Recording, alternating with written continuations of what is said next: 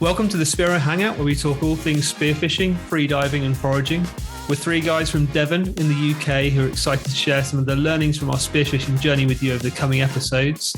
We bring in some special guests along the way to help spread some in-depth Spearo knowledge from some of the most experienced people in the scene.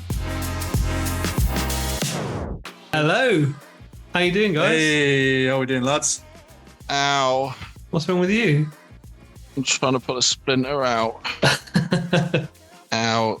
I made the mistake of today doing some actual manual work with a grinder on one of the cars without wearing gloves. It wasn't even a grinder, it was a Dremel. And so I now have this really nice shard of very rusty iron in my finger. So I'm trying to get it out. You've both been on the walls, haven't you, this week? Yeah, Rich, can you hear us? Just about, unfortunately.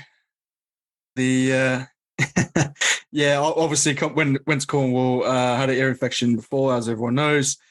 Cleared that one up, well, mostly. And then at the end of the holiday, I landed up getting an ear infection on the other side, middle ear infection.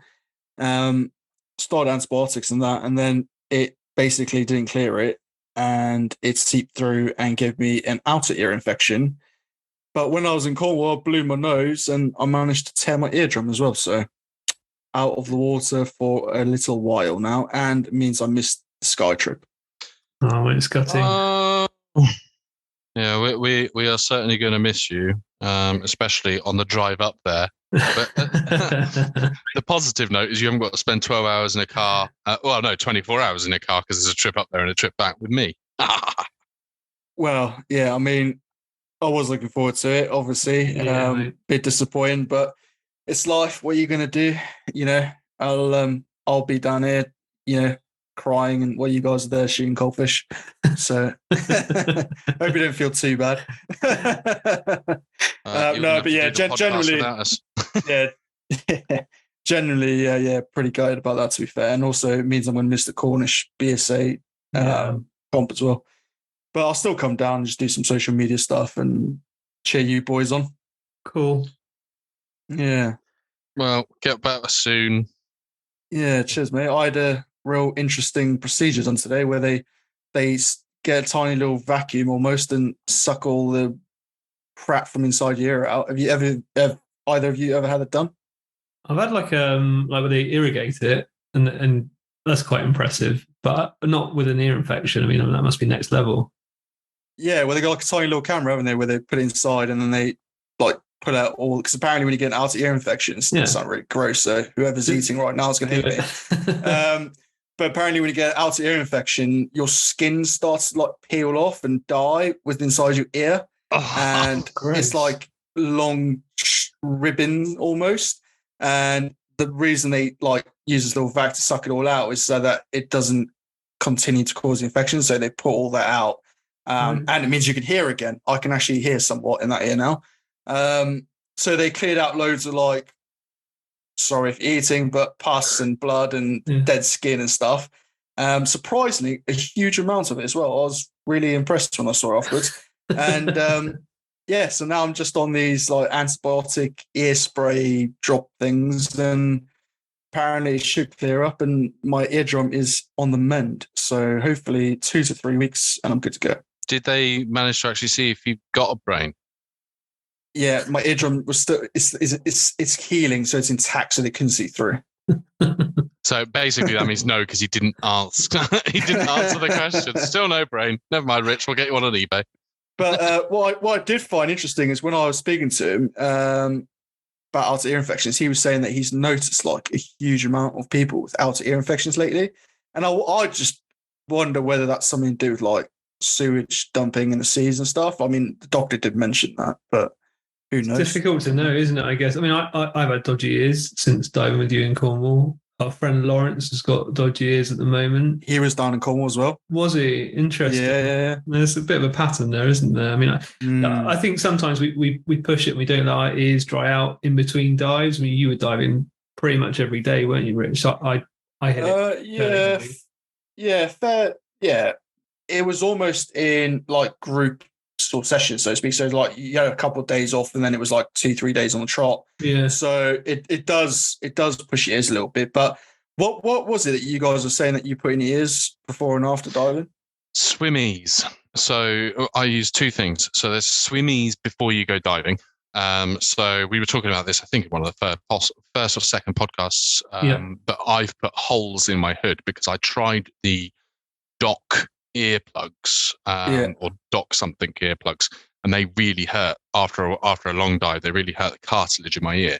So I was recommended this swimmies, which is like an oil with some kind of tea tree oil in it. So, something woke or whatever.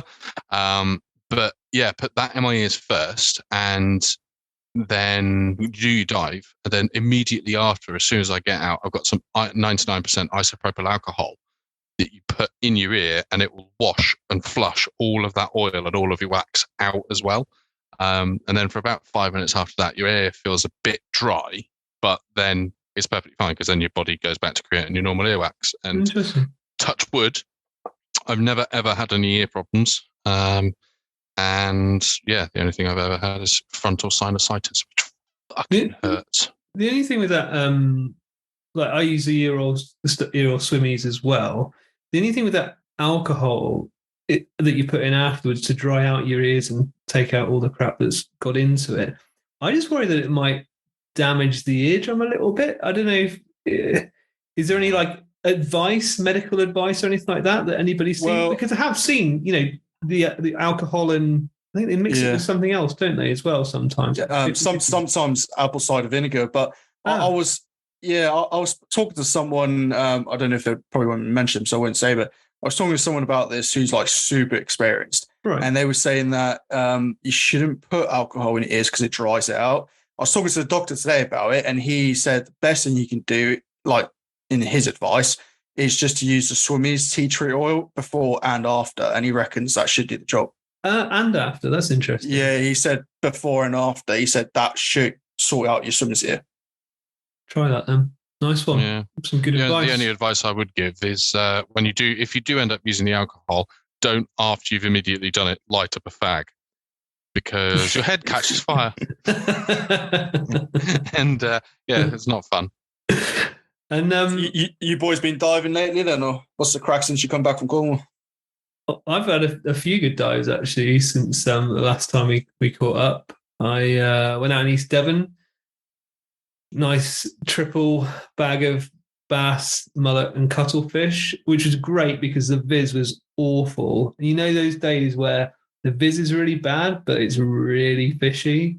It was one of those days, and it was a spot that I'd wanted to try for a very long time, but it's quite a swim, quite a walk. So I waited till the tide was out, walked about a mile, and then got in and swam my way back at the end. But there were fish everywhere. It was awesome. Nice. Could have taken home, many, many more than I did do. But yeah, that was a really nice dive.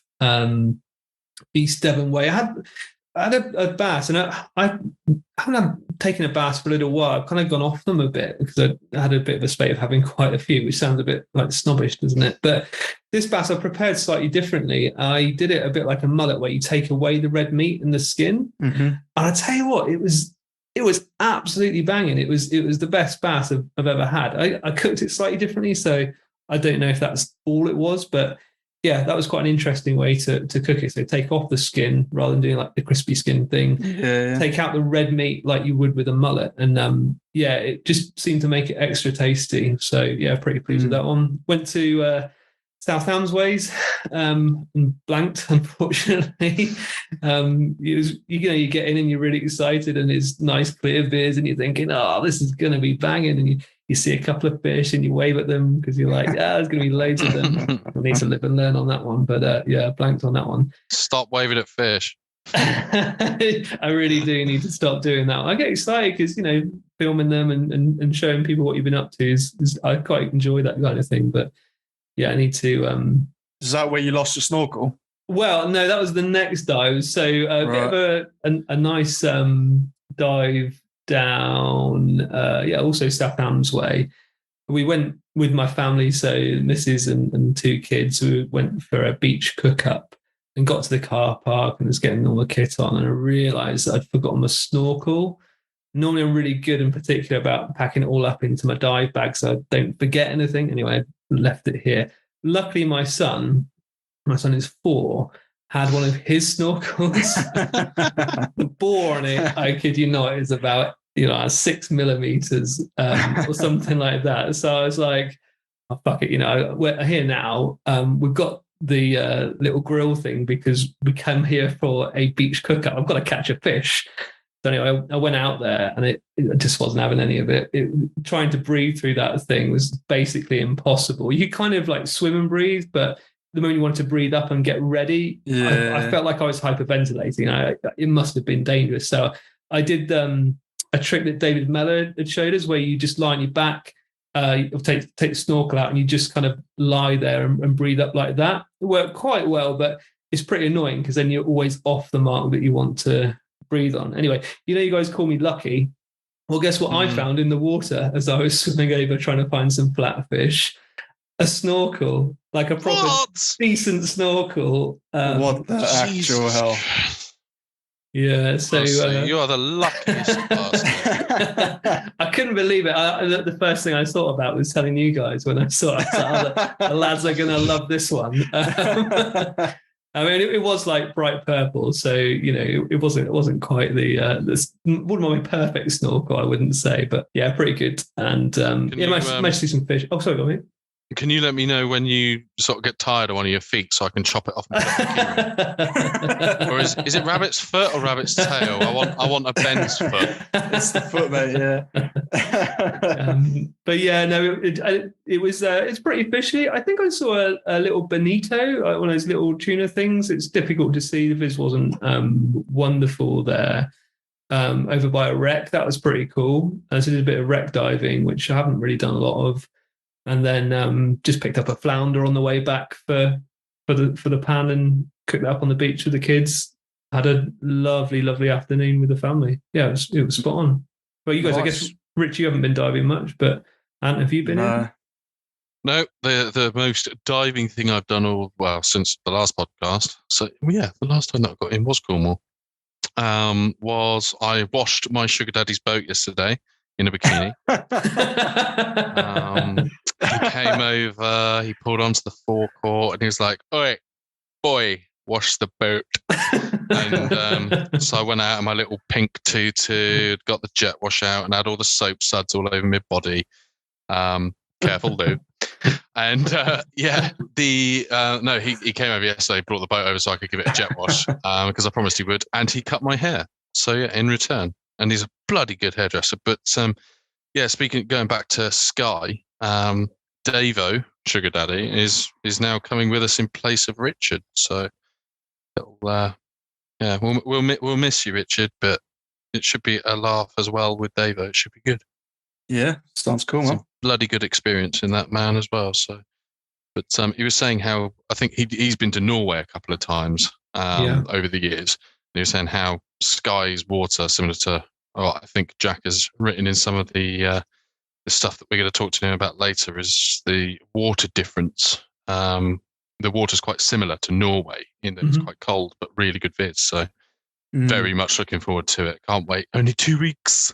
Yeah, and really sorry you can't make it with us, Rich, but at least we found a good replacement in Davo. It'll be spot on taking him, and hopefully he can share some of his experience while we're up there. And we'll give you a call, Rich, so we can rub it in a little bit as we're hauling in our catch-up coldfish. Don't you worry, lads. Just means I've got to catch different species to beat you when I'm back in the water. Eh? Yeah, too true, mate. Too true. Actually, talking about that, where are we at the minute? Species hunt? Yeah, so I'm above you guys. Sorry. I'm in. So Ben's leading. I'm currently second, and Anthony's third. How are you behind me when I've got a busted ear? He hasn't dived in ages, have you, mate? No, hang on. When you say we're first, second, and third, no, we're out of us three. Yeah, but I think out of us three. That's the only competition that counts, right? I've given up. No. Are we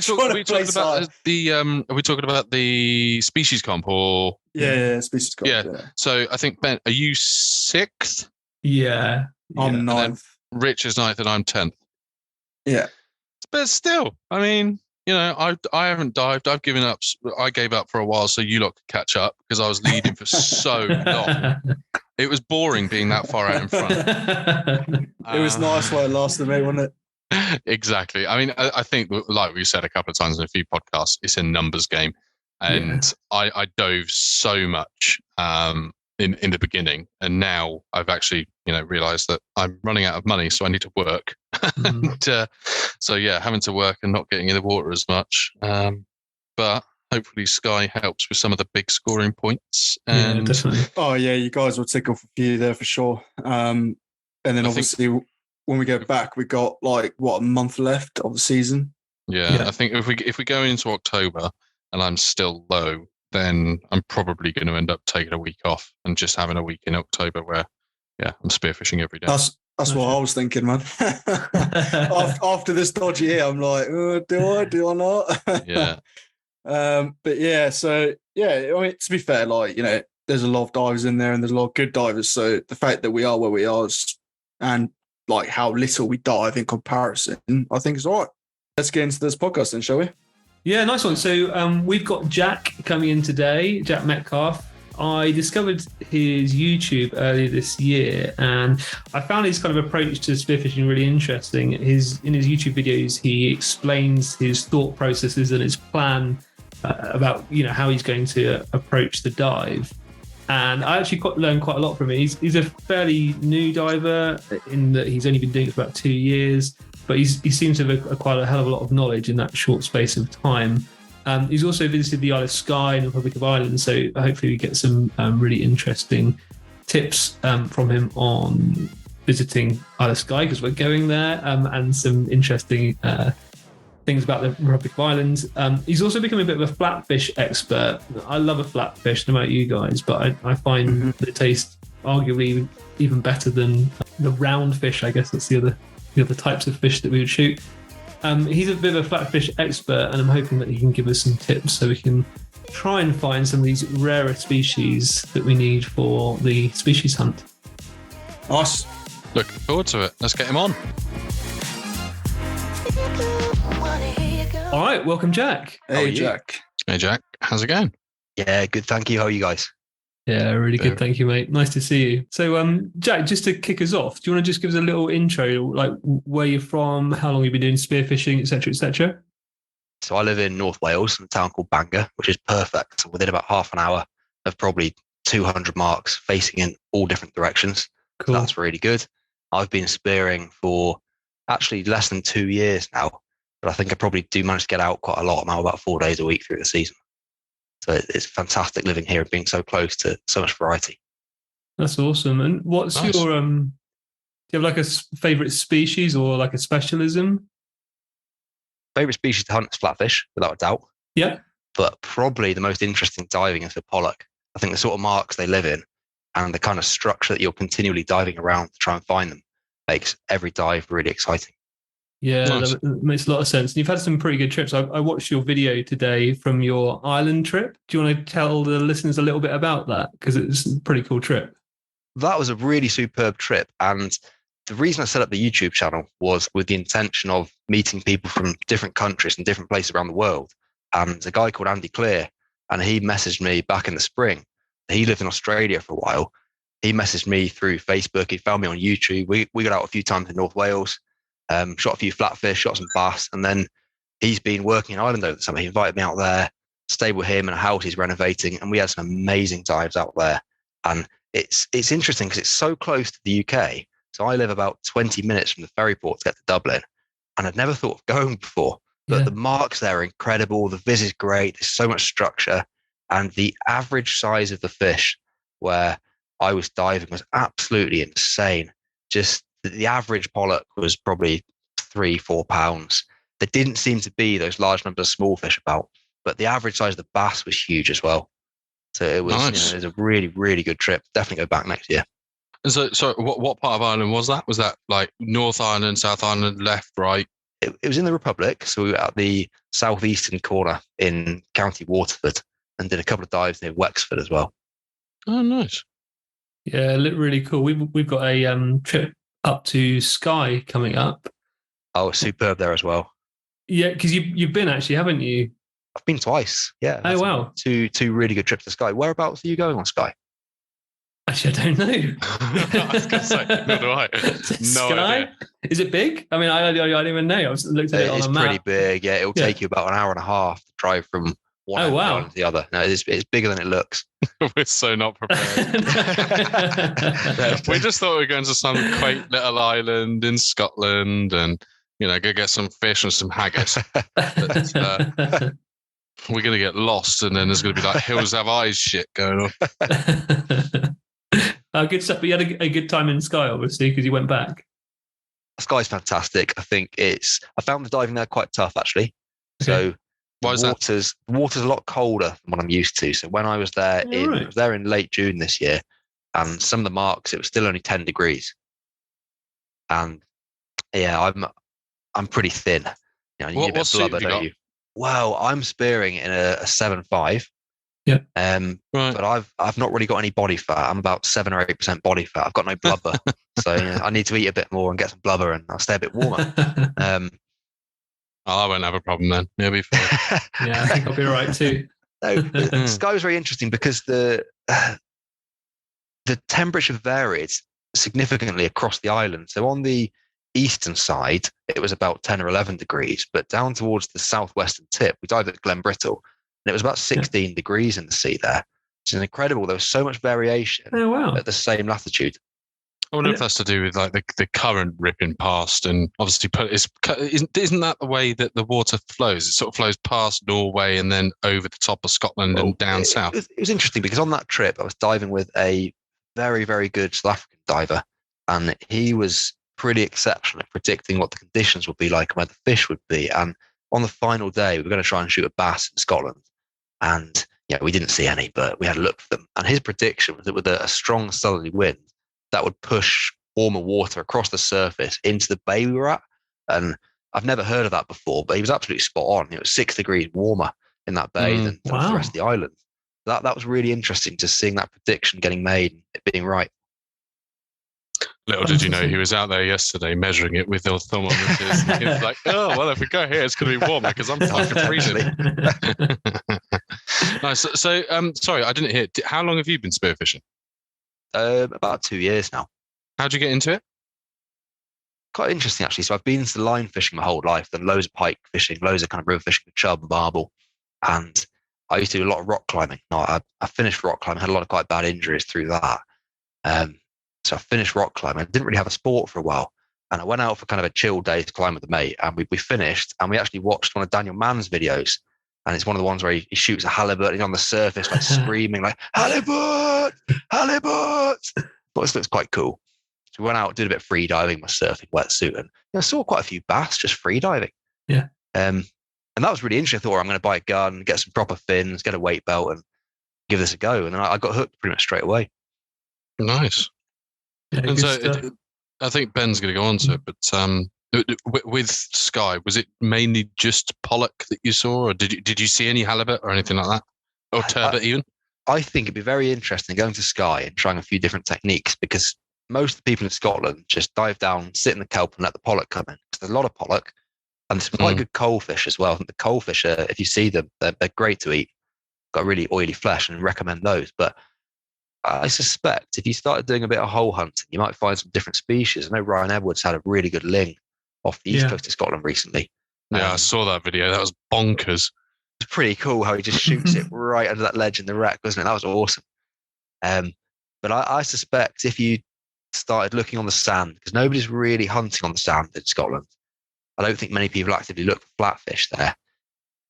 And I think if you did a bit of hole hunting, a bit of sand hunting, really interesting to see what species started coming out. Nice. Yeah, I think we'll definitely give that a go. Mm-hmm. Definitely. So talking about hunting on the sand, and this is kind of your area of expertise at the moment. You were saying, Jack, you're really big into hunting flatfish at the moment. Is that just because they taste nicer, or do you enjoy the hunt, or what's the draw to flatfish? I think it's the challenge of them, because they're such an elusive species. Yeah. And the first kind of year I was diving, I didn't see a flatfish at all. Didn't see any. And I see the imprints occasionally. I started thinking, well, where on earth are they? So kind of made it my mission really for the whole of this season, just to learn as much as I possibly could about flatfish. I just picked a species really just to hunt all the time. I sort of said to myself that every time I go diving, even if I'm looking for bass or pollock, I have at least 15 dives where I look for flatfish. And I just decided to keep on going and going until I learned as much as I could about them. I'm sure there's so much more to learn as well. But it's been a really fascinating journey, just going out and trying to learn the habits. Scott, are you spending most of your time diving looking for flatfish or like swimming from the surface? Yes, I think this is an interesting question because I think it's important to work out when you're hunting flatfish quite early on what the fish are doing. It's probably the same with every other species. I guess with bass, you want to work out, are they sat in the kelp? Are they moving with the tide? And flatfish, they're either buried so deep you can't see them at all.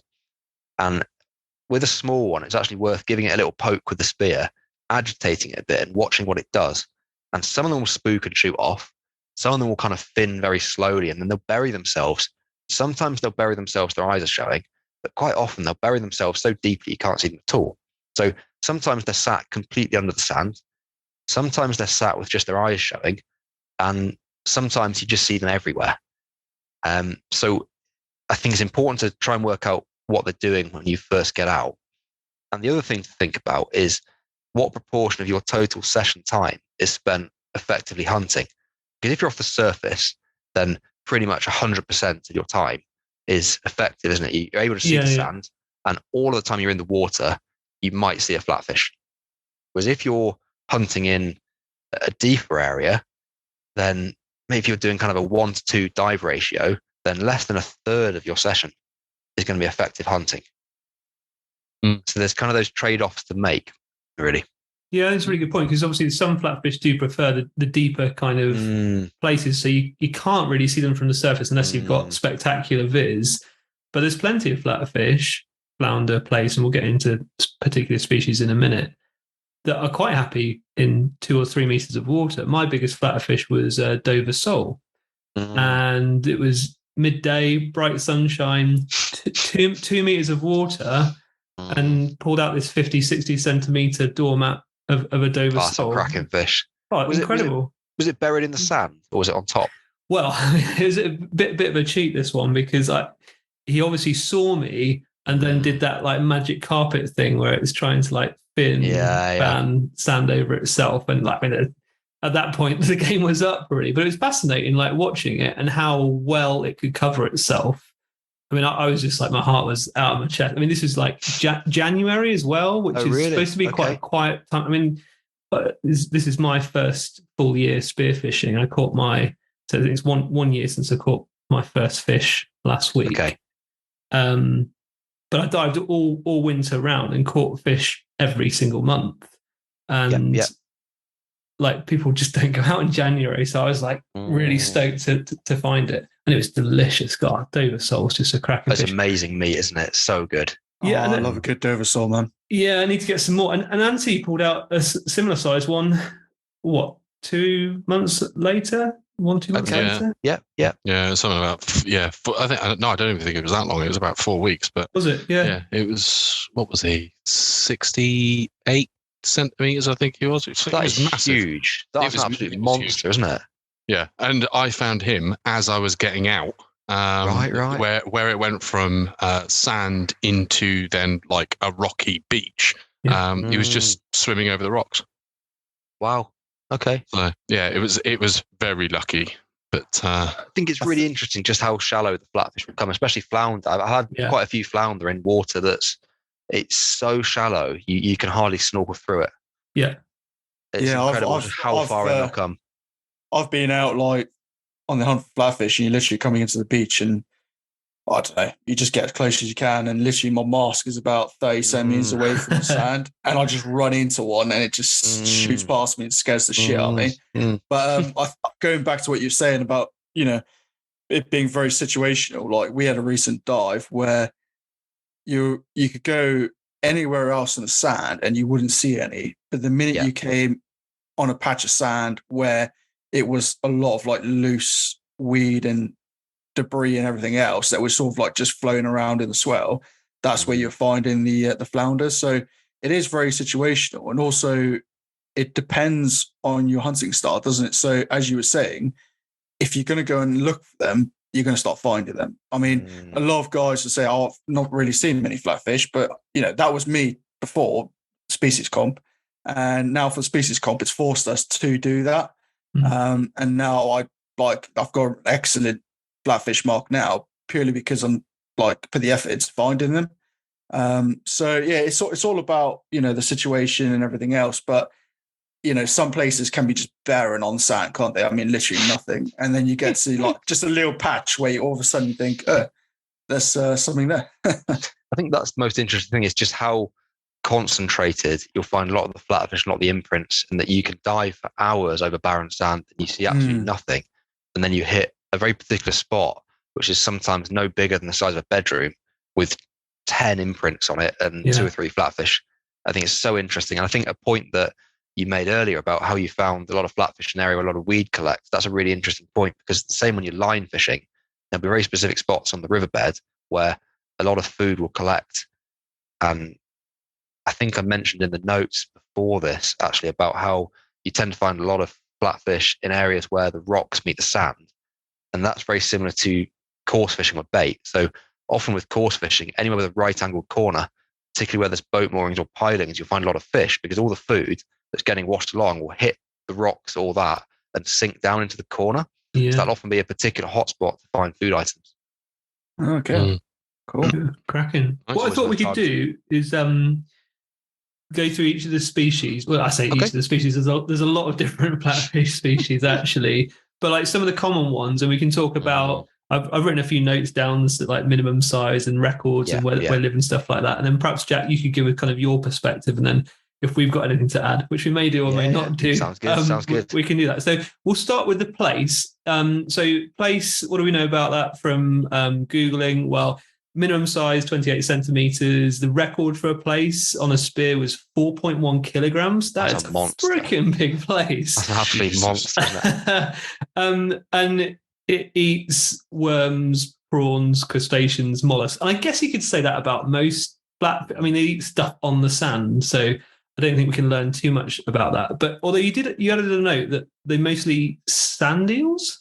Yeah. So the ones I've caught this year, and this may be very specific to the marks I dive in North Wales, because it could be very different in different parts of the country. But the ones I've caught have been stuffed full of sand eel, and they've been exclusively full of sand eel. Fascinating. Nice. It's always interesting when you cut open the belly and you see what the fish have been eating. And you really learn quite a lot doing that, don't you? Yeah, I've also found it attracts fish of the same species as well, because obviously they're like the same food. That's interesting. It's almost like chumming the water. Exactly. Yeah, right, with the stomach contents. Okay. It works especially well with like bass and stuff like that. They get excited by that. So identifying them, there's obviously Plaice, flounder, kind of people get slightly confused about because they can both have red spots. Yeah. The easiest way that I know is flounder have a rough lateral line. So you just run your finger along that lateral line. Is there anything else that's worth mentioning? Yeah. So I don't really like the taste of flounder. I'll still take them occasionally. Yeah. I love eating Plaice. And I think it's kind of all well and good, and they've got a rough lateral line. You've got to shoot it first, I mean, to find out. Yeah. I think they've got a very different shaped tail. So the flounder's got a longer tail root, and it's got a much kind of bigger overall tail than the Plaice. So normally from the surface, if the flatfish is sat on top of the sand, and you can tell the difference by the tail. Oh, nice. Good point. So from now on, whenever I catch a Plaice or a flounder, I just need to send half to you so you can eat it. And then you just let me know whether it's crap or not. That's one way of doing it. Go on, Nancy, sorry. No, it's all right, you go. I was going to say, I quite like flounder, actually. I find it's quite a neutral kind of taste. There's not much to it. How do you normally cook yours? I've done all sorts of ways. I've had quite a lot of flounders this year because we've been doing a lot of flatfish hunting for the competition. Okay. One of my favourites is probably to cook it whole with like some, I don't know what you call it, like deep South American spices on top of it, some lime and like skin on. And then you peel the skin back at the end of it, obviously slice it so that the flavour can seep in while it's cooking. Just oven cook it, and then all the flavour from the bones kind of seeps out into the flesh, and it just pulls off really nicely. found them a bit mixed because I've had some like that that've been really nice. Like baked whole's been great, but I've tried a few where I filleted them. I had some quite big ones back in the spring, and I filleted them and cooked them in breadcrumbs, but they were quite mushy. So I think baked whole, I've definitely preferred. Interesting. That. Yeah, I actually, when we were away in Cornwall, I actually caught quite a few. It was a few flounders, so I filleted them and I panko covered them and shallow fried them. Okay. And the family smashed it, and they loved it. Awesome. It's quite a neutral flavor, though, isn't it? So it needs a lot of spice, it needs a lot of seasoning. But I think it's a great fish for making fish fingers and stuff like that, especially if you've got kids. It's a great fish. And I guess being a fairly neutral flavored fish, probably going to take on more of the flavor of the things that it's eating. So there's probably more variety depending on where you get your flounder from. And that might be it, because the place where I've shot a lot of mine, there's a lot of worm casts. And when I've cut them open, they've been full of almost like sludge. And the kind of like sea nymphs that look a bit like wood lice. Yeah. They've had a lot of those, and a lot of worms in them. Interesting. Right. So it might be maybe the marks I've been hunting that. Yeah. Yeah, that makes a lot of sense. All right. Anything else about flounder that's worth mentioning, anybody? They often spook quite easily. This is quite interesting because from what I've found so far, Plaice very rarely spook, and you've really got quite a lot of time to shoot them.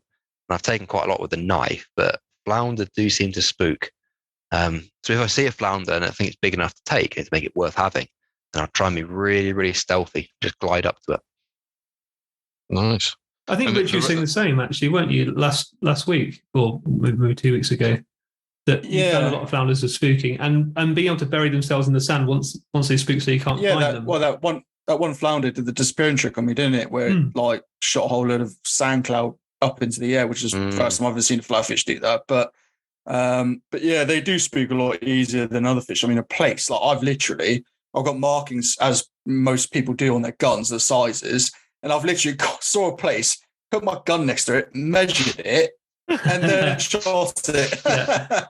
Just so I can make sure it's in size. I mean, not that I'm taking the small ones, but you never know, because it's hard to judge when it's on the sand and it's by itself. It's really hard to judge the size of a fish.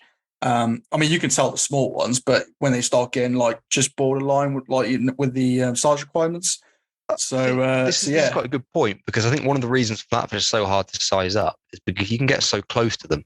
And quite often when you're diving over the sand and gliding along the sand at the bottom, you might only see a flatfish when it's right underneath your face. Sometimes they look huge, whereas a bass will normally stay, at least sort of 3 or 4 meters away, perhaps. I know some will come very close, but you can get within a centimeter of some of these and you're right underneath your face. So I think sometimes very easy to get too excited and maybe shoot one that's a bit too small. So quite often I put my hand over it, and I know that my hand span is sort of 17, 18 centimeters. So that gives me a decent idea of how big the fish is before taking the shot. Yeah, fair enough. And so with Plaice and flounder, once you've shot them, because one of the things that I always struggle with is trying to find out how to kill the bloody thing and try and sort of put it out of his misery as fast as possible. I've now sort of resorted to, effectively sort of pulling the head back and just snapping its neck. But there was one thing on Facebook a while ago where they did a photo of one with a grid, like an A to Z and then 1 to 29 or something, and it said, where would you stab the fish? Where do you stab it to kill it? So this is an interesting question, isn't it? Because they seem unbelievably tough. And most fish die, don't they, fairly quickly with a big spear hole through them, but flatfish just won't die. And I think if you look at the biology of the fish, because they undergo a metamorphosis, don't they, throughout their lifetime. They start out as a free swimming fish, and then the eye just kind of migrates over the head. So the brain's obviously, it's not in the middle. I think the best way to describe it, if you imagine where the eyes are and think about almost the line that the brain will be on behind that, because everything's over to one side. So sort of just aim for in between the eyes, just behind them. Well, I've had quite good success lately by sort of sticking the knife into the gills at an angle towards the mouth, and then doing like a swiping motion in the head. And actually, every time I've done that, 9 out of 10 times I've done that, it's killed the fish straight up. So does it flit the same as when you dispatch a bass or you can a see it. You can see it dispatch. But I've had that success, just literally sliding the knife under the gills towards the mouth, and then just swiping in the head, and you're pretty much going to hit the brain at some point, aren't you? But yeah, that's what I've been doing lately. Yeah. Nice. We spoke earlier on about Dover Sole. Obviously, they look very different, but what's the difference as a flatfish? Would you say is the outstanding or the standout feature between flounder, plaice, and say Dover Sole? This is a species that perhaps aren't so common where I live, and I've only ever seen probably 8 or 9, and all of the ones I've seen I've judged as being too small to shoot. But from that quite limited experience of seeing them, and I'm sure there's lots of people that have shot quite a few and seen them, they seem to be so much better camouflaged than the others. As in, if you look at a plaice, you kind of question, why does it have red spots? There's no evolutionary reason is there to have red spots. So a lot of coarse fish, maybe like roach and rudd, have red fins to enable the shoal to signal to each other in murky water. But every other flatfish apart from plaice is very well blended in with its environment, isn't it? And the sole seems to be particularly well camouflaged. Especially if they're the light sandy color on a light sand. It's I don't know whether the red spots are because I know that fish, I'm pretty sure they see black and white or something else, but it's like the other fish don't see them like we do. So I wonder whether that red makes them look more like a patch of rock or sort of blends it in with stones, or I don't know. It's an interesting point, but I believe birds see in colour. So right. I'm sure diving birds would take out a flatfish if they can get it and swallow it. Yeah. Do you with sole? I mean, I don't know about everyone else, but I've noticed that most of the sole I've seen this year tend to lie horizontally in the waves of the sand rather than lying across them. They tend to lie in those little gullies, don't they?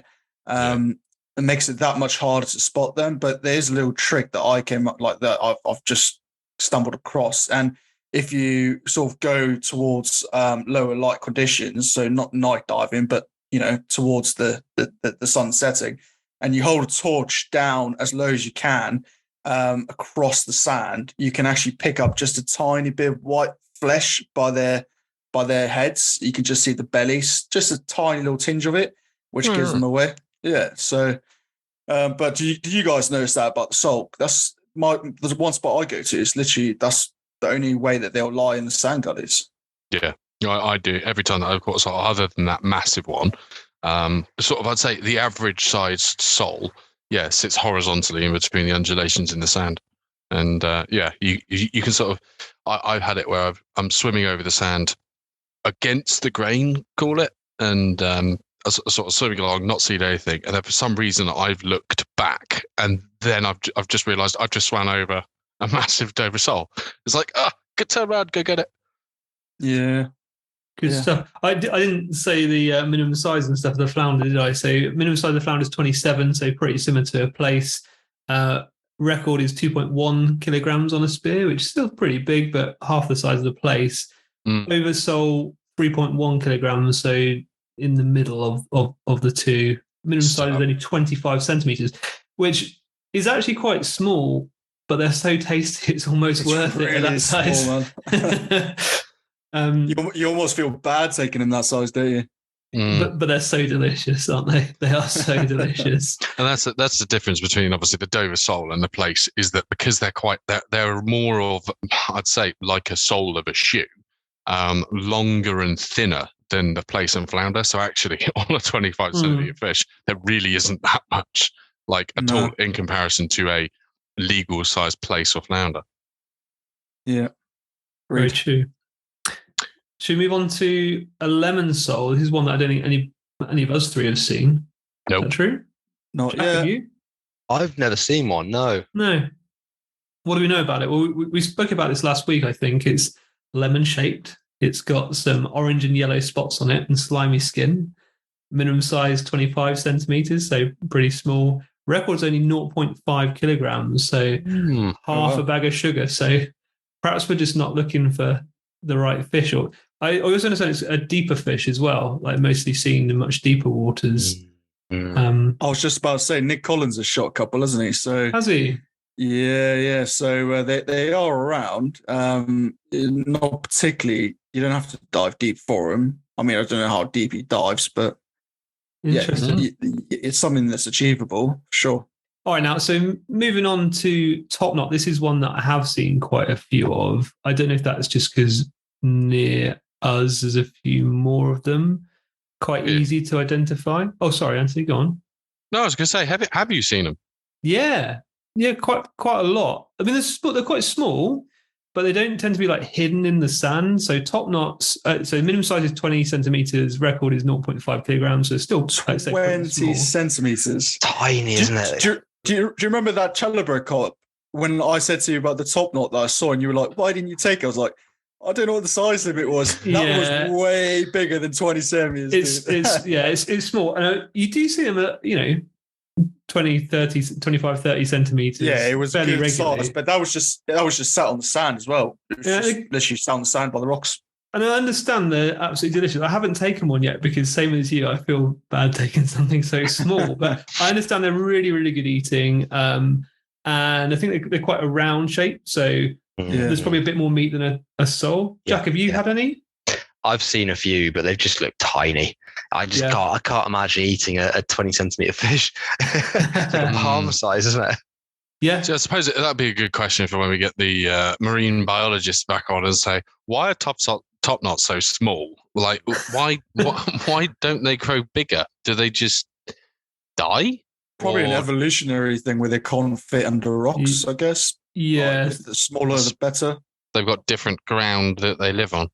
So they live like in and on rock. So that's where you'll principally see them. So you won't really see them on sand. You'll see them, when you get like rocks stacked on top of rocks and there's like gaps in between that, might find a lobster or whatever or crab in there. You also see top knots in there, amongst other things. Right. I think they do go on sand and stuff, but it's like right tucked into rocks.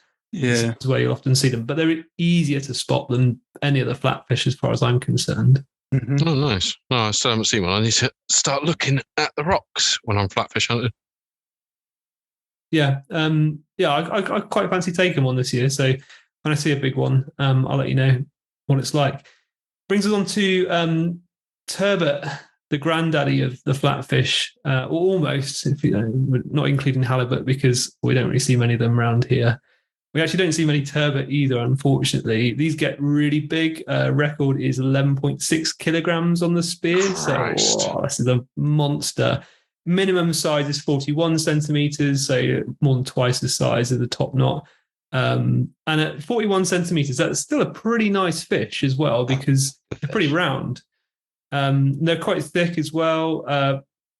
People get confused between a turbot and a brill. The brill is smooth skin, turbot is lumpy skin. That's the easiest way to tell. They're also slightly different shapes. So the brill is not quite as round, so slightly more slender shaped. But lumpy skin is the easiest way to tell. Jack, tell me you've had some. Yes, I spent quite a while trying to find where they were. And this was a really fascinating hunt, actually. So I found an area, it's quite a deep headland, where at low tide, it's maybe about 8 meters. The tides are quite big off Anglesey. So at high tide, it's about 13 meters, which is quite a big tidal range. And I found a lot of imprints, and they're the imprints of absolutely monstrous Plaice. Some huge Plaice about there. And I started seeing some turbot imprints as well. And I did about 3 sessions there. And I shot a few flatfish in the shallows, but all I saw were thornback rays in that mark. So I started trying different times of day, and I did a few dawn dives where I'd actually get in the water at first light, which means nowadays first light is about 6 a.m. I was getting in the water at 6 a.m. and I started seeing turbot at that time. Really? And I actually saw a really small turbot in the shallows in about 3 meters. And I think that really gave me the confidence they were about. Yeah. Because I was thinking they were almost like ghosts. They were so elusive that I was thinking perhaps do they only come inshore at night to feed? Then the moment it starts getting light, did they just go back to the depths? Is that what you think is happening then? And that's why you can see them in the morning? Because you have been out at night to stab flatfish, right? Yeah. I've actually been free diving at night with no gun and not stabbing them quite a bit. So I spent quite a long time this might be quite an interesting part of the podcast later on. I spent quite a long time looking for flatfish at night and almost just messing around with them to see how they behave. Yeah. So that's been really fascinating, actually not shooting any. But the turbot, this was interesting because I started seeing the imprints and then I started questioning how old are these imprints. And I think flatfish, they're really interesting as a species because they leave so much ground sign and you can track them. And you can sometimes look at which way the imprint's facing. And I've sometimes seen an imprint before seeing a flatfish. There's a Plaice I shot a couple of weeks ago where I was swimming along the sand. I saw an imprint. I thought, that looks good. I might get some footage of that imprint for my video. And there was a Plaice just sat right next to it. That was really interesting. I just saw the imprint before the Plaice. But this turbot, I was looking at the imprints. Most of the imprints I saw had tracks of hermit crabs along them, because at this deep mark you seem to get a lot of hermit crabs. And then I started thinking, maybe the imprints are all a bit old, they're all a few days old. And then I saw some fresh ones, and as soon as I saw the fresh ones I thought, right, game on now, there's a turbot here. And I did about 10 dives in pretty much the same spot and then managed to get one. Fantastic. Nice. What size was it? Do you know what, I didn't even measure it. Probably my guess was 40 centimeters. Now, the minimum size is 41 centimetres. Well, it's 41 down south. But if you look at the northwestern fisheries, which starts, I think, at the Mersey estuary and goes further north, it's 300 mil for turbot. Uh-huh. And that. Interesting. That's a big up on difference. the website. It's interesting. I don't know why there's such a difference. I know there's different sort of limits for lobster throughout the country as well, aren't there? Yeah. And sort of the number you can take. So I don't know why there'd be that difference. You know, we're all going to be hitting you up now because we all need turbot for the species competition. How are you doing the species comp, Jack? I'm not doing it. No, I'm not. Yeah, I'm not really into Thank God. any kind of competition shooting. But that turbot market has produced some quite interesting species. I had a good gurnard there a couple of days ago. I need some of those too. Yeah, that was good. A pretty fish. Oh no, it was absolutely delicious. Really good eating. They are good. Oh yeah, gurnard. Oh yeah, you got to gut them straight away though, haven't you? Is that right? They're bottom dwellers because obviously the worms will infest the flesh otherwise. Didn't know that. There's it's kind of interesting because this mark seems to throw up all the different sorts of flatfish. Mm-hmm. But I've also had gurnard and I've seen quite a lot of undersized red mullet there too. Oh really? Just on flat sand. Cool. I'm going to North Wales, boys. I was going to ask how you said earlier that you found lots of turbot imprints. Yeah. I wouldn't know what a turbot imprint looks like. If you just look at them big and round. Yeah, the shape's very different to a Plaice or a flounder, and you can tell which species you're looking at the imprint of quite easily. Actually, I think it's almost easier to see the species from the imprint than from the flatfish itself. Yeah, and a turbot is a much rounder body than a Plaice or a flounder, and they've got a smaller tail for the size of the flatfish. The tail's quite round. It's like a flounder tail. It's got a notable root, and then the tail comes out. Whereas a turbot tail is more kind of like a round tail. That's awesome. Please tell me that you're shooting all the imprints that you see anyway, or stabbing them anyway. Just in case. Because I've had a few where I've seen the imprints. I'm like, is it not? I stab it, and it's a fish. Yeah, I've had the same with Dover Sole, where you can see the outline, almost like, where there's a bit of algae on top of the sand or the stones, and you can see an outline. You think, oh, it was something there at some point, and you stab it, and you're like, hallelujah, Dover Sole for dinner tonight. There's a fish. No, it is always worth having a stab. I think, and to be honest, I have shot a few imprints that I've been sure have been fishing and shot the sand. Definitely done that as well. Yeah. Good stuff. Have you had a brill before? No, not had a brill. I'd love to get one, but I've never seen one. Do we know anything about them, like versus turbot? That was a really good introduction to turbot, and I think we've all learned something there. I don't know much about brill. Are they deep fish as well? Well, there's a guy on YouTube called Inglorious Fishing. Have you ever heard of him? Yes, I watch his lives quite regularly. Okay, he's quite good, isn't he? He's a really nice bloke and a quite a taste, but really, really nice, really nice bloke.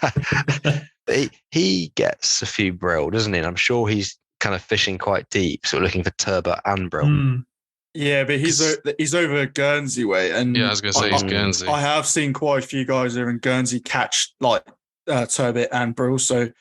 They definitely have a few more than we have. I don't know anyone personally over this way that's caught any brill. I know someone who recently caught turbot. I was out with him diving when he got turbot, but not brill. I think it's possibly would be quite interesting if some of the really good spearos dived in some different parts of the country, because I think we all get sucked in a bit on social media by all these photos of Devon and Cornwall and people doing boat dives out of Plymouth, shooting massive fish. But there's some really good areas in other parts of the country that there's certainly a lot of fish, and there's a lot more species than people think.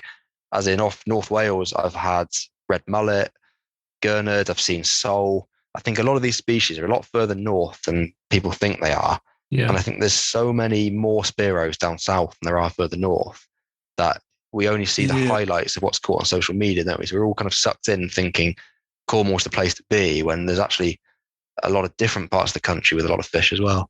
I think for me... it's a really good point. The biggest thing is traveling for viz, and that's my biggest concern. We're sort of going further up north. I don't know what you're like in Wales, but how the viz is. I know Devon, because we've got all this red rock, the viz is so hit and miss that either you could have a few meters, or you literally can't see your hand in front of your face. What's the viz like up with you? Yeah, it depends which area you're in. So you've got two main areas. You've got Anglesey and the Llyn Peninsula, and Anglesey is very hit and miss. There's quite big tides, and you do seem to get a lot of plankton blooms. So Anglesey, you seem to get quite consistent viz in the second half of May and the first half of June. And it's normally pretty good then. But you can have other days where you get a flat calm and you get loads of plankton and you get sort of 2 meters viz. The Llyn Peninsula is pretty consistent viz.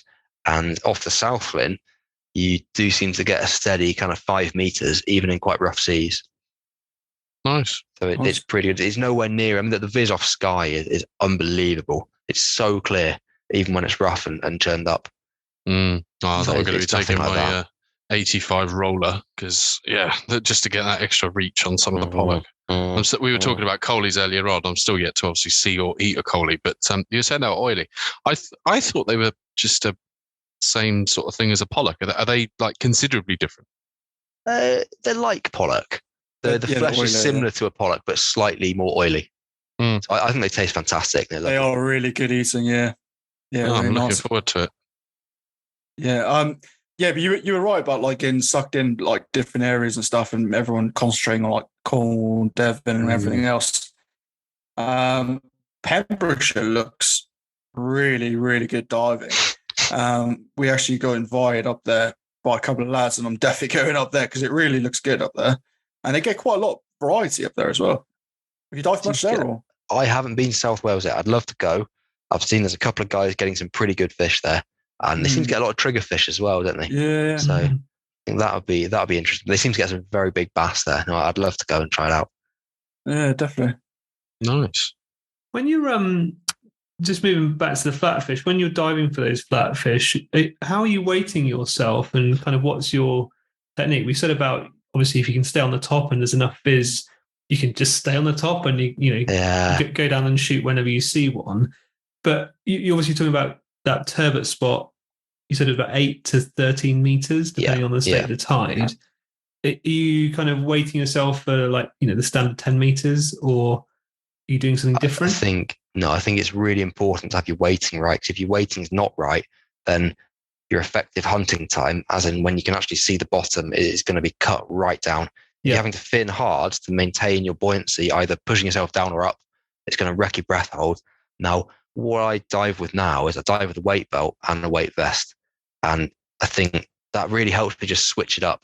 So at the moment, I'm taking 5 kilos on the belt and then about 3.5 in the vest. Quite a lot on the vest then. Quite a lot on the vest, yeah. So I've got a brand new suit at the moment. Yeah. So it's a bit more buoyant than my older suit was. But that means that... Go on, sorry. Go on. So do you put the vest on when you go out specifically for flatfish? And then if say, for example, you change to pollock, you go back to take the weight vest off? Oh, quite often. So some of the dives in Ireland, I started out looking for bass and mullet. And with 8.5 kilos of weight, then I'm neutrally buoyant at 5 meters. So if I'm hunting bass and mullet, I find that's perfect. If I'm a bit shallower than that, I can hold on to kelp. And then I went some deeper sections, look for some pollock, then I can take the weight vest off, and then I'm neutrally buoyant at 10 meters. Yeah, nice. So it just gives a few more options doing that than just having a belt. Because if you're on a shore dive and you're way out to sea, you're not going to want to start taking your belt off and taking weights off. And do you know what I mean? It's going to be a nightmare, isn't it? With a big swell. Yeah, drop your weight Exactly. out at 15 meters by accident. Oops. Yeah, no, you don't want that at all. Go get it. But I think the weighting is really key, because for some other species, you can kind of get away with not being correctly weighted. I guess if you're maybe hunting bass and you're underweighted, you can hold on to the kelp harder. Or if you're hunting pollock and you're overweighted, it might be a bit uncomfortable and not as nice to swim back up, but you can just lie on the bottom overweighted. But if you're trying to glide over the sand and maximize your breath hold, it's so key to be bang on. When I was watching your YouTube videos there, and I noticed something, that you were diving fairly deep, because you do some quite deep dives, don't you? I've done a bit of free diving this year, and that's been really good, actually, just pushing my depth. So there's a guy in. Oh, I'm sorry. So what were you comfortable? Like, most people have a limit at what they're comfortable spearfishing at. What was that limit for you? Well, I'm comfortable spearfishing anything down to about 20. Yeah. Wow. That's good. Nice. Very comfortable with that. But that's something we didn't touch on, is that, have you had any like formal training? Like, have you done any courses or anything? I haven't. I'm planning on doing one. I'm going to Thailand in December. So I'm definitely going to do a proper free diving course there. I'm sure there's a lot I could pick up on technique and safety. My technique is kind of interesting. I went out with Matt Newman actually in Cornwall a couple of months ago, and I think he picked up that my duck dive was quite inefficient. So it's really interesting. And I got somebody else to video me doing a duck dive, and I was like, wow, that's atrocious. So I kind of realized that my breath hold was getting me to quite good depths, but actually there's so many technical things that I can improve on. So I'd love to do a proper course, but there's a guy in North Wales who's a training instructor, Ethan. I've been out with him quite a lot, quarry diving, and it's been really good learning off him. Yeah, nice. Because I mean, diving at 20 meters, spearfishing at 20 meters without any training is pretty impressive, man. Especially under 2 years as well. Yeah, I think it's really helped, because I definitely would not have been able to do that last year. So going out and doing some quarry diving, and actually just not even thinking about spearing anyway, just going down a dive line, and then getting used to being calm and relaxed at deeper depths to what I was previously comfortable with. That really helped quite a lot. It does massively help. And I've said this to the lads before, where I did a bit of quarry diving probably in my second year, and like going down to about 25 meters. And once you've done that and you sort of familiarize yourself with that depth, when you go back into the sea, it's just a different thing altogether. Like, it's just, your mind is now not against you, so to speak. Definitely. You got the confidence, haven't you, that you can do it.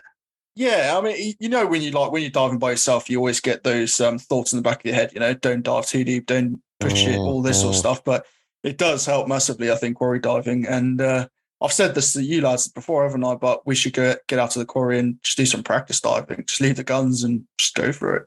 Yeah, absolutely. And on that, we've actually booked, haven't we? End of October. Are we allowed to say now? Or I think we're allowed to say it. Yeah. So I spoke to our friend David Mellor, who I've done a course with, and I think both have you guys met David Mellor? I haven't. No.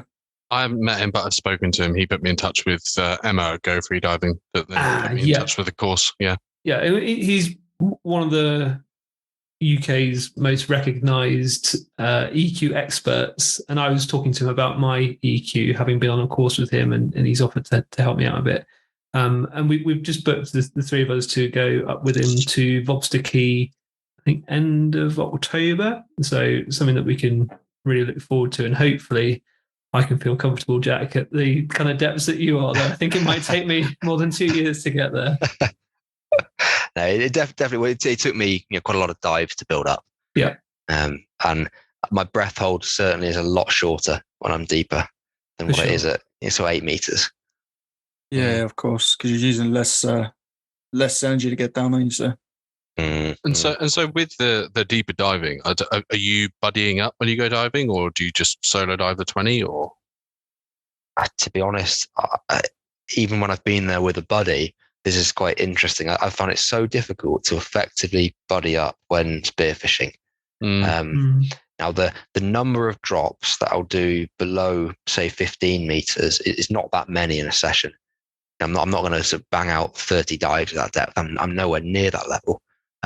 So often those deeper dives, I might just do sort of island. There's a few kind of quite deep dives, some of the marks, and just to see if there's anything there. And that was alone. I guess by the textbook, you should probably have somebody on the surface looking out for you. But I certainly wouldn't go anywhere near my freediving PBs without someone watching on the surface or underwater safety. So I think if you know what your freediving PB is, and then you reduce that to an amount where you're definitely comfortable, then you've got a bit of margin for error there.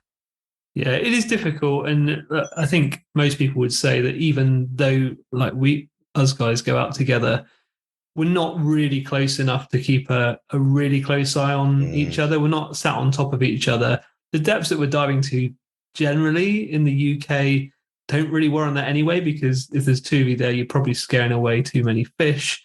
And but yeah, like as you say, textbook, it should be 2 or 3 divers so close that you can grab someone should they have any issues. I guess the key thing is to take calculated risks, and that means not doing your personal best breathing times or depths.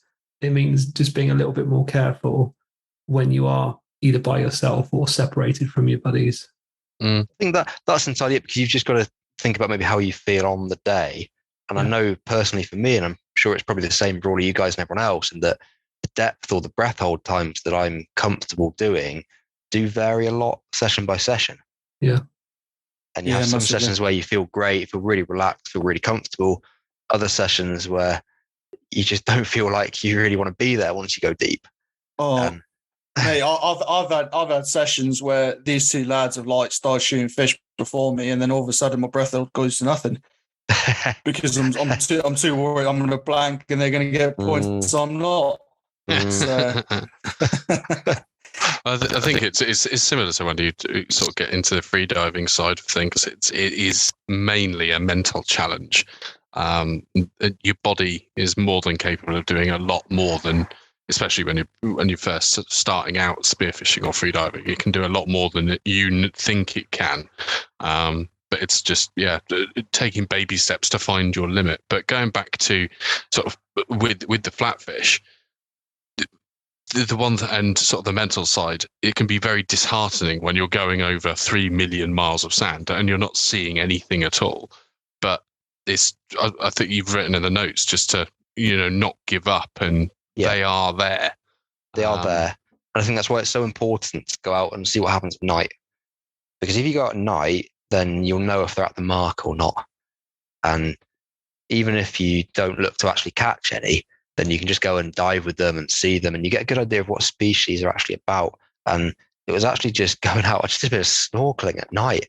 And to be honest, the first time I saw flatfish at night, I had no gun, no float. I was looking for lobsters back in March, and I suddenly started thinking, oh my God, there's hundreds of them. Yeah. Sometimes you can see sort of 5 or 6 within a square meter. And I could not believe just how many flounder were about at one of these marks off North Wales, because I'd never seen anything like it. And then it made me think, well, these flatfish, they're here all the time. And do we think they're sand? Yeah, are they buried in the sand, like in the same places, or do you think they're swimming in from depth? That's what I'd really like to know, because we've been out at night lobster hunting, and exactly as you say, like the number of sole, like small sole, probably more than bigger sole, but number of sole in particular at a particular spot that we dive is phenomenal. Like it's amazing, and they're just incredible to watch. But you don't see them. Well, you don't see them as many numbers during the day. Where are they all? I mean, have you got it figured out? No, it's a really interesting question. I'd love to see some tagging surveys. Yeah. Maybe on something like a turbot or a big Plaice, just to see what it does. Now, I had one dive quite recently where I probably could have shot 200 flatfish, and they were all on top of the sand in 3 meters of water. And everywhere I went, there were flatfish. And I don't know if this has any correlation with it, but driving back, the moon had just come up, and the moon, it was one of those huge kind of orange moons. So I think it'd be really interesting speaking to people who've maybe been spearing for quite a few years and seeing if they've noticed anything about that. Because I know the moon cycle affects pike quite a lot. And I've been pike fishing for about 20 years. And it has a huge difference that it makes to pike behavior.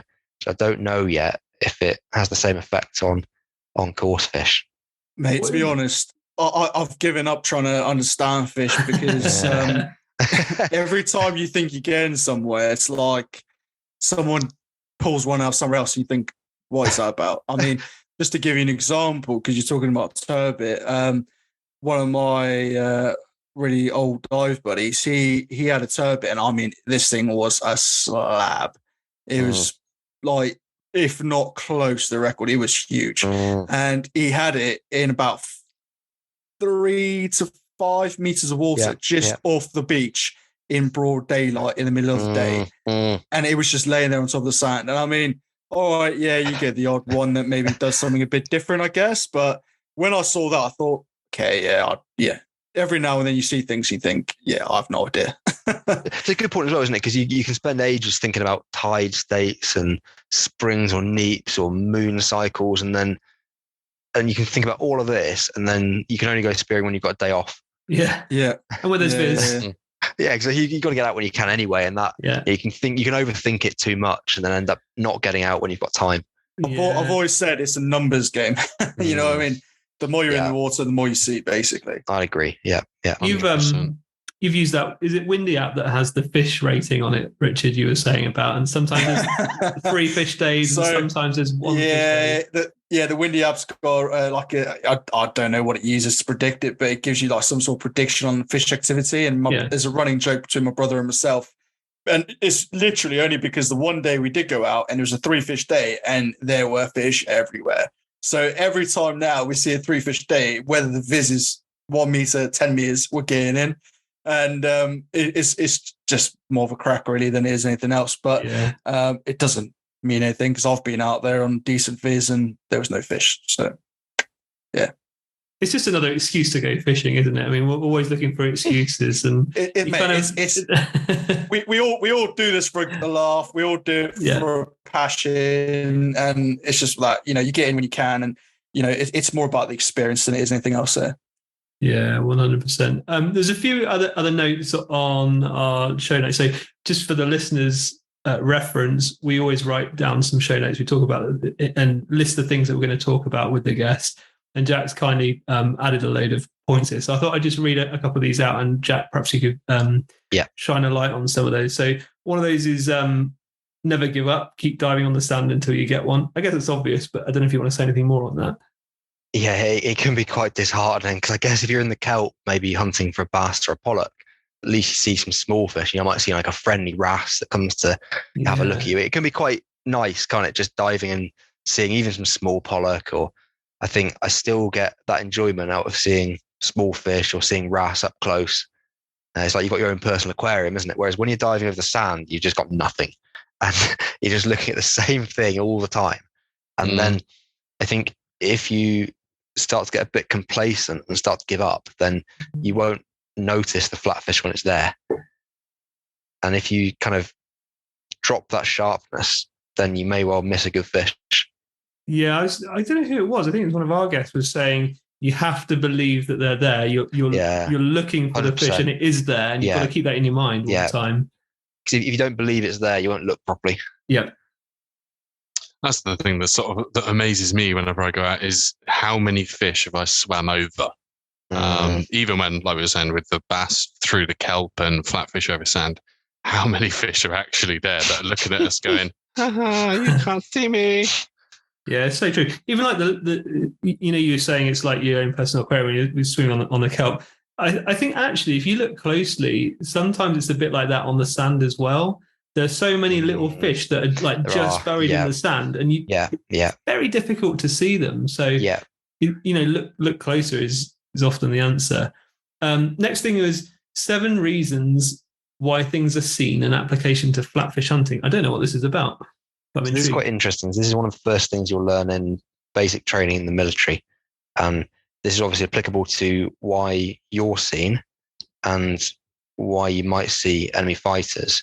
Now, those 7 things are shape, shine, shadow, silhouette, spacing, sudden movement, and a signature. And I think these are quite applicable for spearfishing as well, because obviously we're trying to hide ourselves as well as possible to avoid being seen by the fish, but also spotting the fish.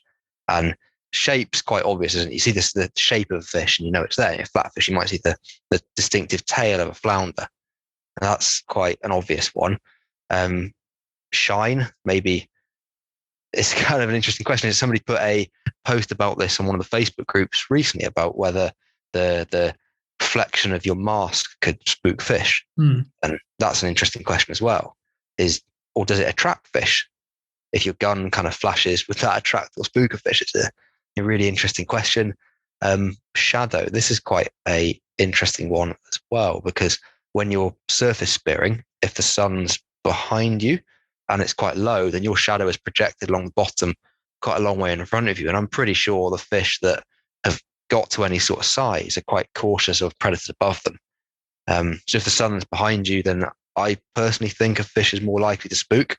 But then when you're diving and you're on the bottom and not casting a shadow, if the sun's behind you, you tend to get better viz, don't you?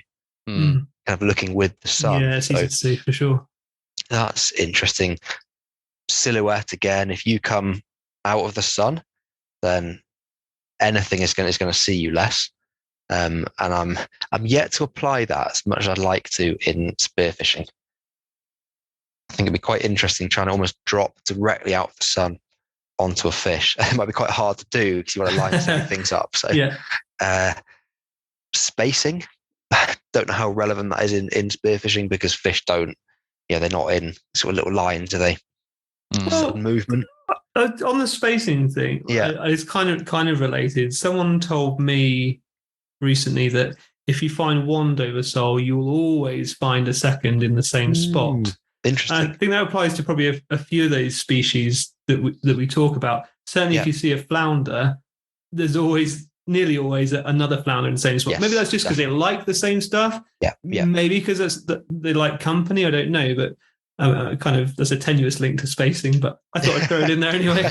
Interesting, because I'm sure everyone noticed different things about their dives. And again, I imagine every mark and every region of the country, fish probably behave slightly differently. Sure. Now the other two, sudden movement. This is an interesting one, because sometimes, like some of you guys have said, you'll just see a little ripple from a sole. And I've certainly seen, I dive some areas of quite strong currents, and I'll be flying along with the current. And sometimes the edge of a flatfish can just be lifted very slightly. Imagine your hand on a flat surface and you just roll one finger up and you often see the edge of a fin just flicker in the current. And that's an interesting one to see. And then the final one is signature. And I think this is the most interesting one of all. And I'll tell you a story about signature. So I was on a stalk in basic training. So I was a Marine for a few years, and I was on a stalk in basic training. And in the stalk, you kind of maximize the points you score by firing 2 shots inside a certain area without the instructors being able to see where you are or pinpoint you. And they'll be looking through binoculars at where you are. And if you kind of move a bush, they'll see you, and then they'll send another instructor out, and the guy with the binoculars will guide the instructor in the area onto you. Then he's got to put his hand down onto your head, and that's when you know you've been caught. And I got seen. I thought, how have they seen me here? I just couldn't believe it. I thought if these guys got on like the eyes of a hawk or something, and they said they'd seen my breath basically drifting up from behind this bush. And that's an example of signature. Signature is the almost sign that you leave behind as you move. And with flatfish, I've actually shot a couple of flatfish because they've got that fin on the top of their body, haven't they? And I've sometimes seen a little puff of sand on the bottom, just from them moving that fin very slightly. And the sand that puffs up is the signature from those. Oh, nice. So similar to using sort of like the signature, but then the tracking side of things. Exactly. They're after signature, or they're aftermath. Definitely. Yeah. So I think signature is really interesting. So I'm not sure how many people think so much about that, but it's a really good way to see anything. Oh, nice. Good stuff. What I've taken away from this episode is I need to join the military if I'm going to beat these two in the species comp next year. I don't know about that. No, I think it's more just using, again, I think one thing that we get quite complacent with, or I certainly do, is I would, I'm happily, I can be happy just swimming along, looking around and not really putting that much effort in. But then the couple of times that I do go out and I do really put effort in, because I'm like, all right, I really want to find this, or just the way that I pull myself down against a rock or into the kelp that extra little bit more, and suddenly you're seeing all this, lots more life coming in, or you're shooting more fish. And it's just because of the fact that you're concentrating and using all of your skills and your knowledge to your advantage. So it's very, very cool. Nice one. All right. Well, last 3 questions then, Jack, if that's all right. Because we're come to the end of the podcast. So I'll do the first one. I'll let the lads have the other one. So onto gear. What gear do you use? I think you said you use 7 and 5 mil wetsuits, but what's the rest of your setup? Right. I've got an 85 centimeter gun and a 100 centimeter gun. Now, if I'm honest, I think the 85 centimeter gun is a little bit too long for the majority of the spearing I do. Uh-huh. And I'm actually thinking about dropping the barrel down a bit and making it a 70 or a 75. So I use that. To be honest, I'm not that into gear. I think your hunting technique and the way you dive is much more important than that. Although you want one where the safety doesn't keep engaging. Well, do you know what? I really like having a safety catch, but that trip to Ireland, I missed out on some really nice fish because the safety repeatedly jammed. And that was really frustrating, because I've always kind of told people, oh, you need a safety. I've actually had some quite bad experiences with some people's weapons handling in spearfishing. Really? So I guess anyone can buy a gun and take it out, and nobody's trained how to use it. And I've had loaded guns pointed at me with no safety on, like a point blank range. I've seen people put loaded guns in boats. So I like having a safety catch personally. That's one thing whenever I'm out with Ben and like we spot a lobster or something, or Ben calls me over and I go just like wandering over. Oh yeah, I'll give you a hand, and I just I put my safety on and then just drop my loaded gun. You are terrible, mate. Terrible. But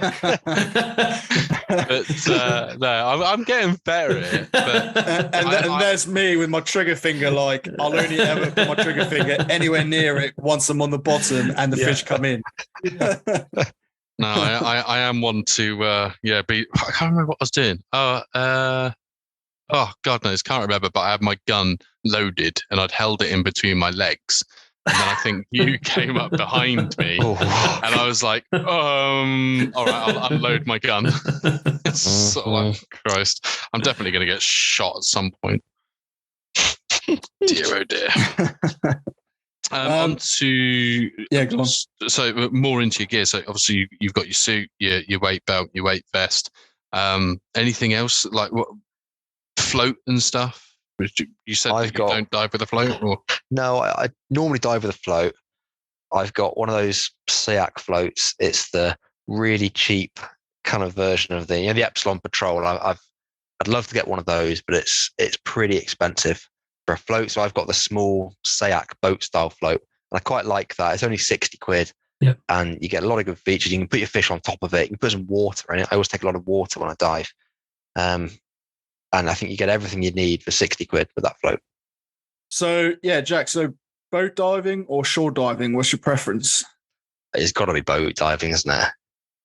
You've got so many options just to hit different marks, drop in, see if there's some fish, kind of get going again, and no sort of massive swims to reach a good area. It's got to be boat diving. Say that with boat diving, you drive over the fish. Yeah, but I've got to admit, man, someone fat and lazy like me, I'm all about boat diving. I'm sure if you're shore diving, you probably swim over loads of good fish there. You do. That's true. I think it's just preference, isn't it? Like I like mixing it up. Like lately, shore diving's been really good, but that's only because we've been on good spots. And the viz has been like playing ball as well. And sometimes the viz doesn't play ball, you can shore dive, and then you got to get on a boat and go around headlands and all sorts. So it's just situational, isn't it? For me, anyway. It can be a bit of a catch-22 situation, can't it? Sometimes, because sometimes you're boat diving and you're on fish, and there's always that thought that we could just move and it might be better somewhere else. And often you leave fish to try somewhere else. But then when you're shore diving, you might not be on any fish, and you're kind of committed to that mark. So yeah, I suppose there's a different decision-making process for whoever's kind of deciding where to go.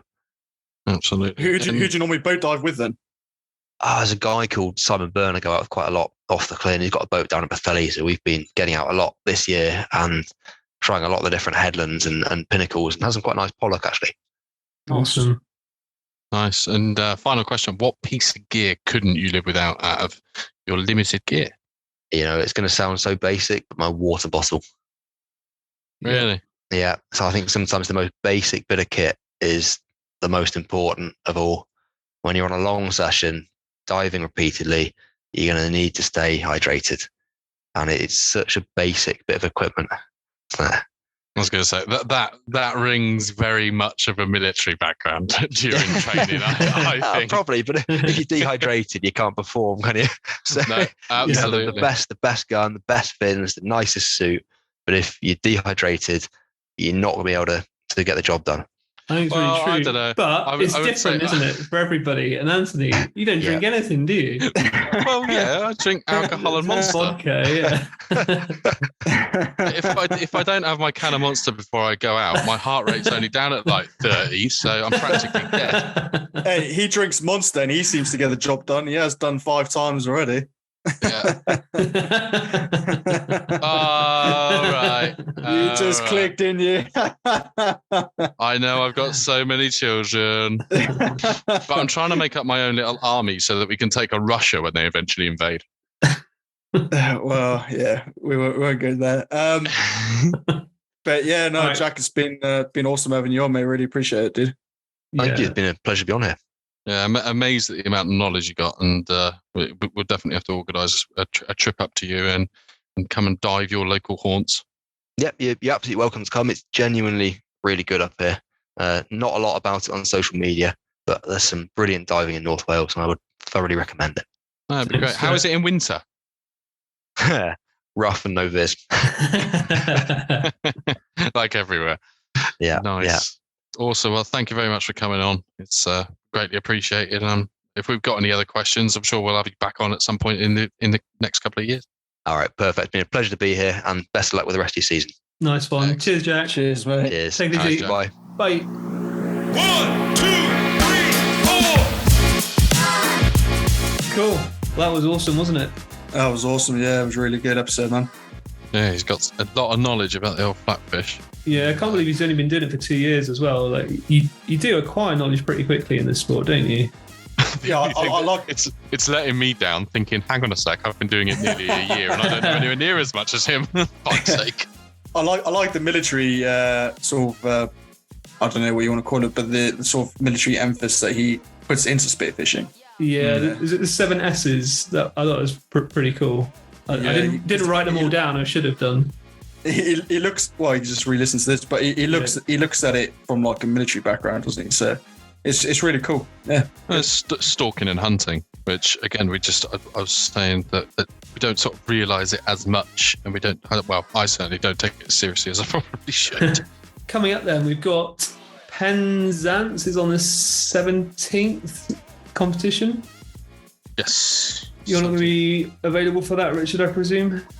Yeah, well, like I said, hopefully it doesn't get postponed because of the weather, so we'll see. But yeah, I won't be diving, so that's for sure. But I'll come down and do some social media stuff and cheer for you boys on the sidelines, yeah. Nice one. You going to make that, Anne? Yeah, absolutely. It's in the diary. Saturday 17th, Cornish National. Ideal. Nice one. Anything else coming up in the diary? Are you planning on actually shooting a fish at this one, Anthony? Or no. I think that's where I've gone wrong. Is that I take it far too seriously. I plan to shoot fish, and then when I go out and plan not to shoot fish, which again is never, I come back with loads of fish. So hopefully I actually get some points on the board because I still haven't shot a fucking scoring point fish so far. So hopefully the Cornish one is going to be my saving grace. If it's on, because I think you were saying, Rich, that it might not be. Well, yeah. Or maybe it will be, and it will just be so rough that, well, I certainly don't want to go in. Yeah, you'll be there throwing up like I was when I went down Cornwall And I had one dive where it was like 4 or 5 foot swell, and I was just being sick everywhere. Yeah, no thank you. But yeah, I don't know. We'll have to see. You know what the weather's like, changes daily, doesn't it? So yeah, absolutely, mate. But I think other than that, I think we've got the Scotland trip coming up, obviously the week after. Yeah, we've got you. So you boys are going on the Isle of Skye after that, and then after that we got David Miller. I don't think we really kind of explained properly what we're doing with David Miller. We've got something before that. Have you guys seen the LIC London International? The pairs competition, yeah. London International Club pairs comp. What's the date for that? 1st of October. Awesome. How do people get involved in that one? So if you go on to, I believe it's just Google London International Club or go on Facebook. And I believe it's £45 per pair. There's a little sheet, fill in and send them back and pay them the 45 quid to book yourselves in. And then it's effectively you dive wherever you want, and you can get in obviously for first light, and you can use boats, you can do shore diving, you can do whatever you want with your pair, and then you've just got to get back to Plymouth for the weigh-in at 4 p.m. sharp. So yeah, I'm looking forward to that. I'm with Sugar Daddy. I was going to say, me and Ben, we still teamed up. Yeah, mate. If you is healed, if I'm ready to go, in for that. I quite like the format of this competition as well because it's quite like targeted in terms of species. So it's bass, bream, pollock, cod. That would be nice. Mullet, flatfish, except skate and rays. It's quite a targeted thing, and it's the biggest specimen from each of the 6 categories. Mm-hmm. So it's not like you're going out to take 20 trigger fishes and 20 and 20 whatever. It's quite a targeted competition, so it should be a really good laugh. And I think at the end of the day they go back for a bit of a barbecue and stuff at Brixton Caravan Park. I presume that's Brixton way rather than Brixton. Plymouth Way, Plymouth Way. Yeah, that'd be really good. Looking forward to doing that. And it looks like, I'm just reading it now, there's got actually a band on that night as well, the Beach Boys. So looking forward to that one. That'd be good. Cool. Yeah, then as I was saying, after that, we're booked in with David Miller, aren't we? So I don't think we really explained that properly. David Miller invited us 3 to come along with him to Vobster for the day. And we're just going to work on some freediving, aren't we? So that's going to be really cool. We're really excited to do that one. It's been over a year since I was up there with him. We'll probably do a podcast on the day, will we? Or yeah, I think so. Yeah, I think it'd be really nice for our listeners to hear kind of what the process is when you go into Vobster. What do you do? What do you learn? All that kind of stuff. We've got a few say proper newbies, like people who haven't got any spearfishing experience listening to the podcast. Yeah. So looking forward to being able to offer some kind of tips and stuff. There's obviously no alternative to actually going on a course, but hopefully we can still offer some tips and tricks to help keep them a bit safer, etc. What when you did the course with him, what was it as like a target that you got to try and reach, or is it just wherever you feel comfortable with? Or David does different courses, so he does freediving courses like ADA or whatever certification it is. He also does a spearfishing course, which is one I did. And in that, it was just more targeted towards what I wanted to do, really. So there's a bit of a gear talk and all that kind of stuff, but also there's a free diving aspect. Of course, there is. We don't take our guns into the water at Vobster. You're not allowed to do that for obvious reasons. And I think we were going down to about 12 meters, something like that, which is more than you need for spearfishing in this country, at least. So looking forward to getting there and perhaps pushing a little bit deeper than I did last time. Yeah, that's what I was thinking. I was thinking it might be nice if my ear is okay. I was thinking it might be quite nice to actually try and push my depth a little bit, because the last time I was there, I pushed about 24 and 25, something like that. Wow. So maybe, because I feel a lot more comfortable in the water this year, and like with depths and times and stuff. So I'm thinking maybe a little bit deeper. We'll see. Good stuff. Try and hit that magic 30. Yeah, hopefully. We'll see. Awesome. Well, awesome episode as usual.